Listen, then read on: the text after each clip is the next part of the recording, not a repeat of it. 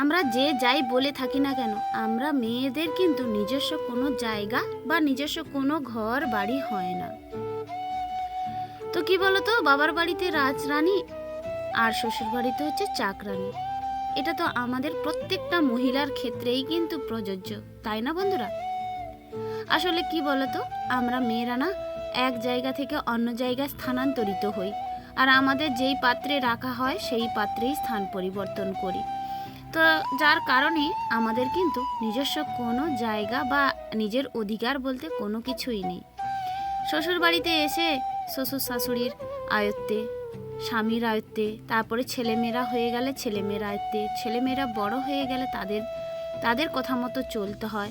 তো যাই হোক, এই সব কিন্তু আমরা মানে সমাজের মধ্যে দেখে আসছি বা আমরাও কিন্তু উপভোগ করতে পারছি। যতটাই বয়স যাচ্ছে আমরা কিন্তু ঠিক এই কথাটা দেখে আসছি বা শুনেও আসছি। তো চলো, শুভ সকাল আমার সকল প্রিয় পরিবার এবং প্রিয় বন্ধুরা। পূর্ব মেদিনীপুর জেলার ছোট্ট একটি গ্রাম থেকে আমি মানসী। আর বন্ধুরা, তোমরা যে যেখান থেকেই আমার ভিডিওটা দেখছো, আশা করি খুব ভালো আছো। ফিরে এসেছি নতুন একটা দিনে নতুন একটা ভিডিও নিয়ে তোমাদের সামনে। আর আজকে কিন্তু ভিডিওটা তোমাদের সাথে নিয়েও কিন্তু শুরু করলাম। আর তোমাদের যদি ভিডিওটা কোনো অংশে একটু ভালো লেগে থাকে, তাহলে একটা লাইক এবং একটা কমেন্ট করে দিও। আর ভিডিওটা যদি আরও ভালো লেগে থাকে, তাহলে নতুন বন্ধু যারা আমার ভিডিওটা দেখছো, একটা সাবস্ক্রাইব করে আমার পাশে থেকো। তো বন্ধুরা দেখো, সকাল সকাল কিন্তু বাসি কাজ থেকে শুরু করে আর চান টান সবই করে নিয়েছিলাম, চাটাও খেয়ে নেওয়া হয়েছিল। আর আজকে কিন্তু রবিবার, আর রবিবারের দিনটা বলো তো কাচাকুচি বেশি থাকে আমাদের পরিবারে।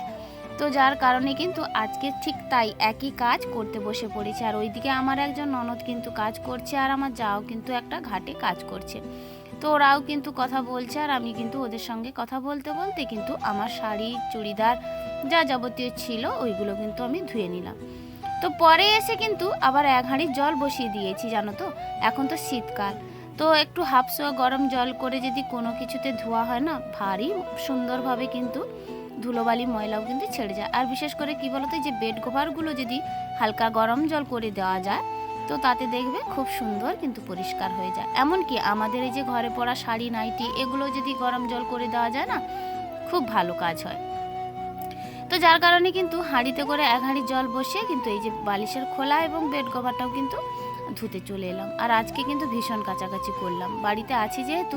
আর এগুলো সারা সপ্তাহের মধ্যে কাজ করতে পারি না, তো আজকে একটু চেষ্টা করলাম যে যা যাবতীয় কিছু ধোয়া পাগলাগুলো একটু করে নেওয়ার জন্য। তো এইদিকে কিন্তু দেখো, কিছু কিছু জিনিসপত্র কেচে আমি চলে এসেছি এই যে। আর কিছু জিনিসপত্র আবার শার্প গুঁড়িতে জাঁকিয়ে দিয়ে এসেছি। এসেও কিন্তু দেখো একটু পালং শাক রান্না করব। আর এই যে তাড়াহুড়োর মধ্যে না একটু শাক পাতা কিন্তু আমাদের খুব কম খাওয়া হয়। তো আজকে ভাবলাম একটু শাক করি। তো এইদিকে কিন্তু আমার একজন জায়ের শাক হচ্ছিল, আমাকে দিয়ে গেল। তো ওইদিকে কিন্তু শাকটা রান্না করব বলে আলু বেগুন টেগুন সব নিয়ে নিয়েছি। আর সঙ্গে কিন্তু একটু মুড়িও মেখেছি, জানো তো ওই যে কাঁচা মটর এনেছে তোমাদের দাদাভাই, খুব সুন্দর লাগে খেতে। আর ওই যে কাঁচা মটর দিয়ে একটু চানাচুর মেখে কিন্তু মুড়িটা খেয়ে নিয়েছিলাম। তো তারপরে কিন্তু এই যে সবজি টবজি কাটতে চলে এসেছি। শাকের তরকারি করার জন্য বেগুন, শিম, আলু আর মটরশুঁটি সব কিছুটা দিয়ে তার সঙ্গে কিন্তু একটু বড়িও দিয়েছিলাম, কিন্তু খেতেও টেস্ট হয়েছিল। তো এভাবে কিন্তু অনেক দিন খাওয়া হয়নি, আর শাকটা আজকে খেয়েও কিন্তু ভারী তৃপ্তি হয়েছিল। তো যাই হোক বন্ধুরা, ওইদিকে তোমাদের সঙ্গে অনেকক্ষণ বক বক করলাম। তো চলো বন্ধুরা, তোমাদের সঙ্গে সুন্দর সুন্দর কমেন্টের উত্তরগুলো একটু দিয়ে দিই। যে সকল দিদিভাইরা আমার ভিডিওতে কমেন্ট করেছিল তারা হলো এই যে সুনিতা বনু হালদার, সোমা দিদি ভাই, সুপ্রিয়া বনু, সুপ্রিয়া দিদি ভাই, সুস্মিতা বনু। তো চলো, তোমাদেরকে প্রথমেই জানাই অনেক অনেক ভালোবাসা এবং অনেক অনেক ধন্যবাদ। আর ছোট যারা হও তোমাদের প্রতি থাকলো অনেক অনেক ভালোবাসা, আর বড় যারা হও অনেক অনেক প্রণাম। তো চলো, ওইদিকে কিন্তু দেখো সবজিটা আমি কিন্তু নাড়াচাড়া করে নিলাম। ওই যে শাক রান্না করব বলে কিন্তু বেশ নাড়াচাড়া করে নিলাম। আর কিন্তু দেখো, আমি কিন্তু হনুমান এসেছিলো বলে না একটু ছাদে চলে গিয়েছিলাম। আর ওইদিকে কিন্তু আমার একজন ওই যে ননদ বলি না, ওরা কিন্তু খুবই ভালো। ওই যে বাচ্চা যেহেতু এখন ছোট, ওর বাচ্চাটা ফিটিং সেন্টারে যায়, তো এলে একটু মানে দিনা কয়েক পর্যন্ত থাকে, সপ্তাহখানেকের মতো। তো ওইদিকে দেখো, আমি ওই যে বড়ির জন্য উপরে উঠে গিয়েছিলাম, হনুমান এসেছিলো। আর ওইদিকে এসে দেখি আমার ননদের কারবারটা দেখো, এসে কিন্তু আমার কিন্তু সবজিটা নাড়াচাড়া করেও কিন্তু রেডি করে নিয়েছিল। তো তারপরে ওকে উঠিয়ে দেখো আমি আমার নিজের কাজ করতে চলে এসেছি। ওইদিকে ভাতটাও ফুটে গিয়েছে আর সঙ্গে কিন্তু ওই যে টক একটু করে নিয়েছিলাম। আর এই যে আজকেও যেহেতু রবিবার বাড়িতেই আছে, একটু টক রান্না করছে। আর টক হলে কিন্তু আমার ভারী খেতে ভালো লাগে, তো যার কারণে কিন্তু ওই যে এই মাছটা খয়েরি মাছ, ওটা কিন্তু টক হলে খুবই টেস্টি খাবার হয়। তো আজ দেখো টক রান্না করতে বসে পড়েছি। তো রান্না বান্নাটা করছি, এখন প্রায় বেজে গিয়েছে কিন্তু 12:30টার মতো। আসলে কি বলতো, আজকে রবিবার অনেক কিছু কাচা ধোয়া করতে করতে কিন্তু এই যে ঘর দুয়ারগুলো মুছামুছিও করে নিয়েছিলাম। আর সঙ্গে কিন্তু এই যে চেয়ারটাও পড়েছিল, একেও কিন্তু ভালো করে মুছে নিয়েছিলাম। আর সব কিছু কাজ তোমাদের সামনে তুলে ধরলাম না, আসলে কি বলতো সবটা তুলে ধরা সম্ভব নয়। আর একদিকে ফোনেও মানে স্টোরেজ নিচ্ছে না, তার সঙ্গে সঙ্গে ফোনেও চার্জের ব্যাপার থাকে। তো যার কারণে কিছু কিছু কাজ অফ ক্যামেরাতে করেও নিয়েছিলাম, আর যেটুকুনি পারেছিলাম তোমাদের সামনে একটু শেয়ার করে নিলাম। আর ওইদিকে চেয়ারটা মুছে আর ঘরের চেয়ারটাও মুছে নিয়েছিলাম। তো আগের দিনের ভিডিওতে তোমরা দেখেছিল নিশ্চয়ই, এই যে টেবিল ক্লথটা কিনেছিলাম, ওই টেবিল ক্লথটা এখন ফাইনালিভাবে আমি আমার টেবিলে পেতেই দিলাম। আর কি বলতো, ওই যে গরম জিনিস রাখা হয়, যেহেতু এই যে দুধ গরম টরম করে নিয়ে এসে রাখি তো রাতে খাওয়ার জন্য, তো যার কারণে ওই যে শাড়িটাও কিন্তু দেওয়াটা ঠিক না। ওর কারণে কিন্তু আমি এই যে দেখো একটা টেবিল ক্লথ ফাইনালি কিনেও নিয়েছিলাম। অনেক দিন পরে ভেবে চিনতে কিন্তু সময়ও হয়েছিল আর পয়সাটাও একটু পেয়েছিলাম, তো যার কারণে কিন্তু এই যে দেখো আমি কিন্তু বেশ সুন্দর করে পেতে নিলাম। আর তোমাদের কেমন লাগলো একটু কমেন্ট করে জানিও টেবিল ক্লথটা।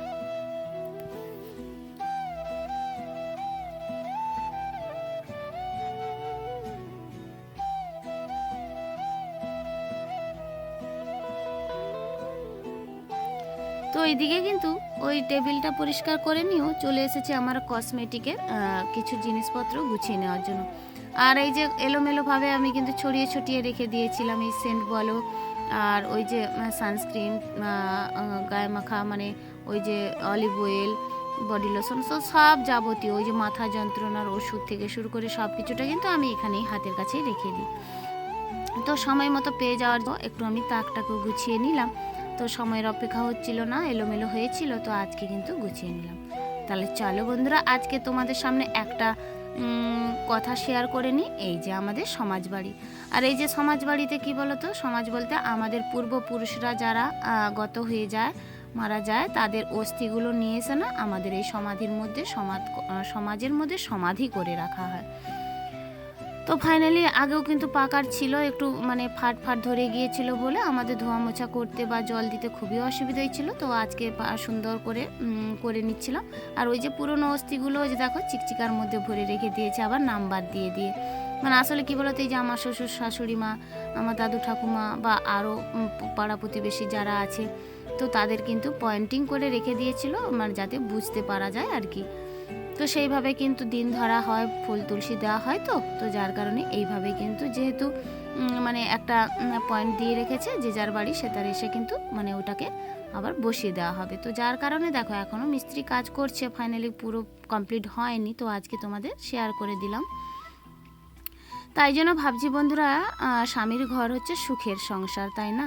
স্বর্গ যাকে বলা হয় স্বর্গ। তুমি একদিন এই জায়গার মধ্যে স্থান পাবো, অবশ্যই পাবো। তো তো স্থান পাবো ঠিকই, কিন্তু এই যে ফুল জল তুলসী পাবো কিনা এটার কোনো গ্যারেন্টি আমি দিতে পারছি না। কারণ কি বলতো, পূর্বপুরুষরা তাদের ছেলে মেয়েদের আশা করেই কিন্তু মুখ চেয়ে থাকে কখন জল তুলসী ফুল পাবো।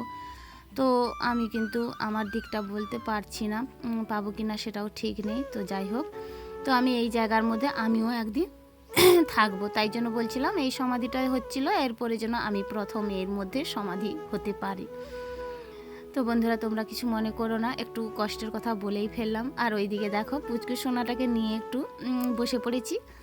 আর এই যে ও দেখো আমার ক্যামেরার সামনে কিন্তু বেশ সুন্দর করে মানে দেখছে, আর খুবই কিউট বেবি জানো তো।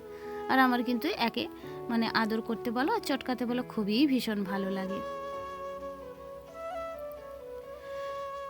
তো বন্ধুরা চলো, এখন কিন্তু এই যে বিকেল 3:30 বেজে গিয়েছে।